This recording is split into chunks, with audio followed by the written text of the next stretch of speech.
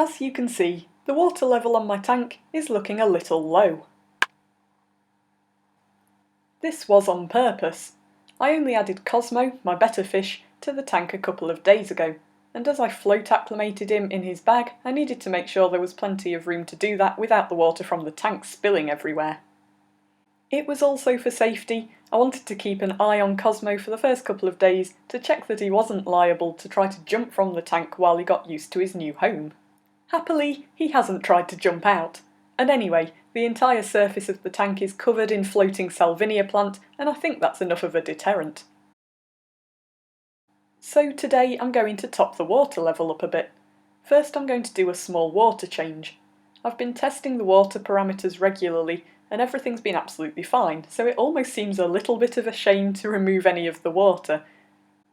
Really, I'm just keen to see how Cosmo reacts to having a great big siphon put in his tank. I've kept fish in the past that have been really unnerved by water change days.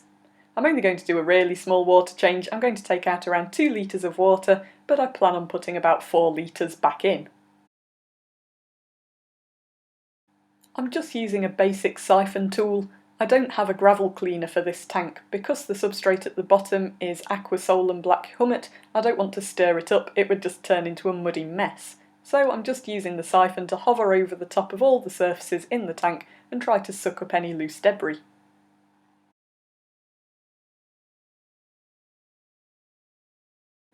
Anyway, it became clear pretty quickly that I needn't have worried about Cosmo being scared of the siphon. If anything, he seems more curious than nervy.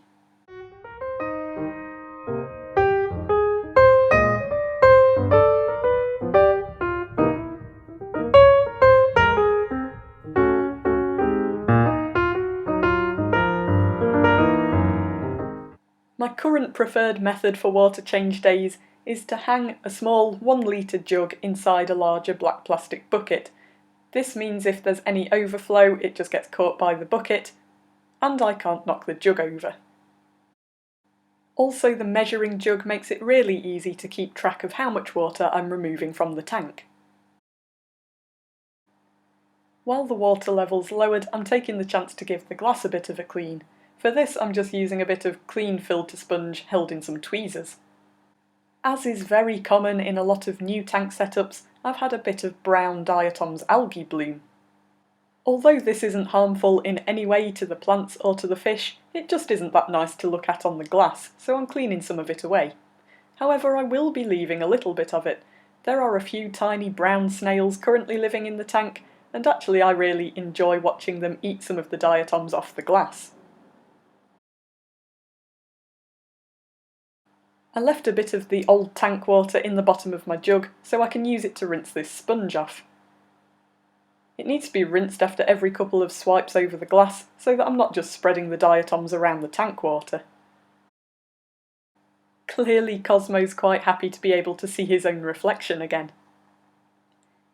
He really doesn't seem to be bothered one way or the other about this terrible tank cleaning ordeal. He's just chilling, hoping to find some spare food on the bottom of the tank.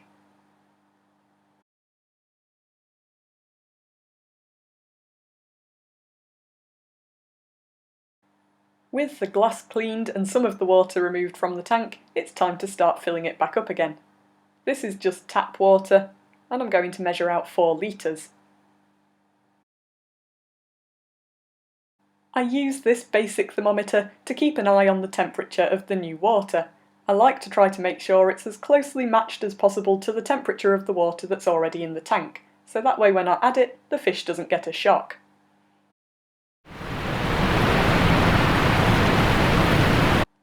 Of course, the tap water must be dechlorinated before it can go into the fish tank, and for this I like to use Seachem Prime. For my little measurement of 4 litres, 2 drops will do. More by luck than by judgment, it seems my water is a perfect 26 degrees C, which is exactly what it is in my tank.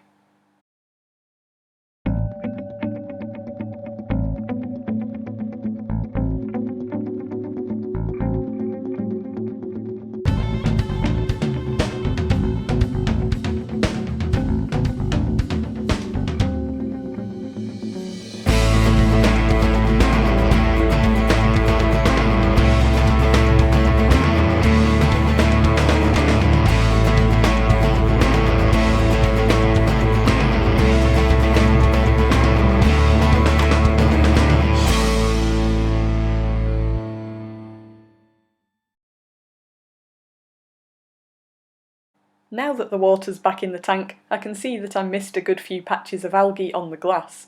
I said I was going to leave some for the snails, but there's a bit too much left behind for my liking, so I'm going to give it another quick go over.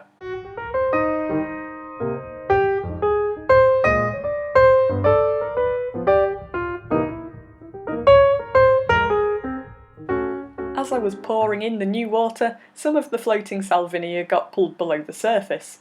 If I leave it there, it'll go brown really quickly, so I'm either going to put it back on the surface of the tank or remove it completely. The salvinia's there to act as a deterrent to stop Cosmo wanting to jump through the surface of the water, and also it's great cover for him. He clearly likes to hide underneath it. He has a little ring viewing window that he can come up to for air, but I've noticed that he also likes to try to take air from the surface of the water at various points around the tank, and he can't do that if the salvinia's too thick. So even though I only removed some salvinia yesterday, today it's time to do it again. I'm also hoping that by removing some of the salvinia, it'll persuade Cosmo to build his bubble nest in a place that isn't his feeding window. He completely fills the little yoghurt pot circle with bubbles, and it means I can't get the food in.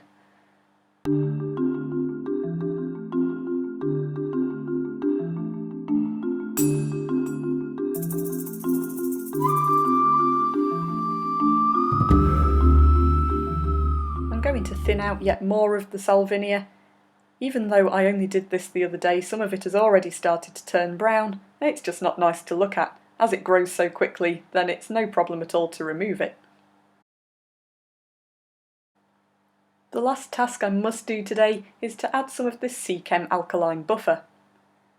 The tap water in my area actually has a really high pH, but because of that planting substrate I've used in the tank, it gets really low and very acidic very quickly in the tank, so I'm keeping it under control with the alkaline buffer. I did also put some ocean rocks in there, but they just weren't acting quickly enough to raise the pH. I only need to add a tiny amount of this powder to keep the pH back in a good parameter for the fish. I'd better just give the tank a final wipe too. When you own an open-topped rimless tank, this is something that you could spend your entire day doing. As the water evaporates, it does leave kind of tide marks on the surface of the glass. However, it's really quick and easy to wipe them away. I really love the look of open-top tanks, so for me, it's worth the extra bit of effort.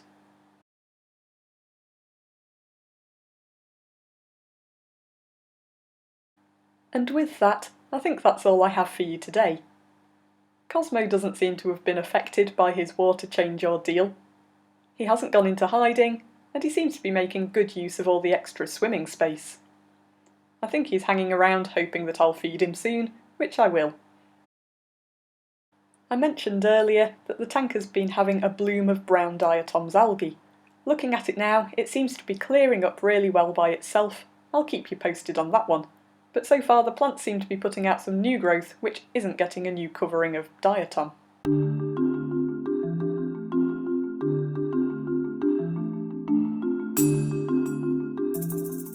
If you've enjoyed the video and would like to see more of Cosmo, please do give the video a thumbs up and hit the subscribe button. The Daily Tank, the home of the Daily Tank video.